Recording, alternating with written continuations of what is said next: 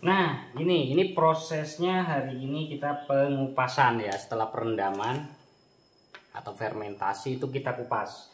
Tentunya sebelum kita ke pengupasan, nah ini saya sedikit jelaskan dulu tentang buah yang kita proses saat ini. Nah, untuk buah yang kita proses untuk saat ini dari klon unggul ya. Itu paling penting pemilihan adalah klon yang unggul. Ini dompolan atau gugusannya seperti ini, buahnya besar, normal, dari batang yang sehat, itu yang kita ambil.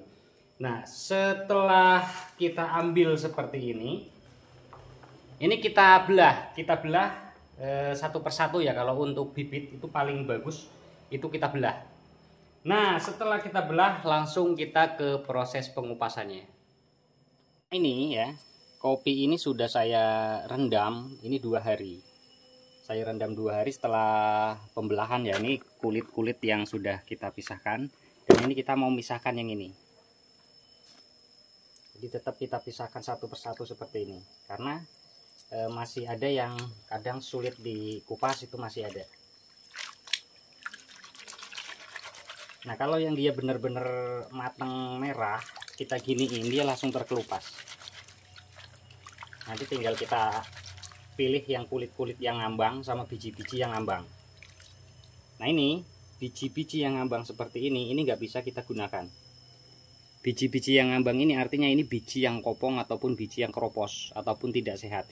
Ini tidak bisa kita gunakan.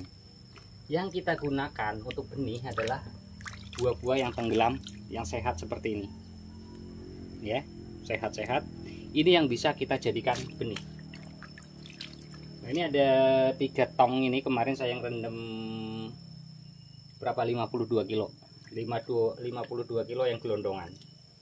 Nah, ini mau kita kupas semua hari ini. Dan ini prosesnya seperti ini. Lebih enak lagi kalau kita itu nyucinya di sungai yang atau air yang mengalir, itu lebih enak. Nanti yang ngambang-ngambang ini bisa sendiri anyut ke bawah air. Kalau di bak seperti ini agak repot, kita harus milihin satu persatu seperti ini kalau di bak. Nah, itu dia prosesnya seperti itu. Kalau untuk pembuatan benih ya, kita harus pilih dari batang yang bagus, dari klon yang unggul. Lalu kita ambil buah-buah yang benar-benar sehat, yang benar-benar matang. Setelah itu, setelah dipetik, kita belah ataupun dipisahkan ya. Ini kan ada 2 nih. Ada 2 nih, ini yang masih utuh. 2 ini kita belah, kita pisahkan di antara biji yang ada di dalam kulit ini. Kita pisahkan, kita belah, lalu kita rendam. Kita rendam kurang lebih 2-3 hari. Nah, baru kita kupas seperti ini. Nah, jadinya seperti apa? Oke, kita langsung lanjut ke buah yang sudah jadi. Nah, ini yang sudah jadi dan siap untuk disemai, dijadikan benih. Jadinya seperti ini. Ini bijinya rata, besar semua, tergantung klon ya. Kalau yang besar kecilnya biji itu tergantung dari jenis atau tergantung dari klon kopinya itu. Nah, kita menentukannya ya dari awal. Kalau kita mau misalkan biji yang besar ya, kita cari dari klon tertentu yang memang bijinya itu besar. Nah, kalau misalkan ada biji kecil nih seperti ini. Ini biji kecil. Rata-rata kopi yang buah bijinya kecil pasti buahnya lebat. Dan bobotnya menang di yang buah kecil. Kalau misalkan sama-sama satu karung nih, sama-sama satu karung, kita timbang, selisihnya agak jauh. Cuma terkadang petani kan nggak telaten, nggak sabar kalau buahnya kecil.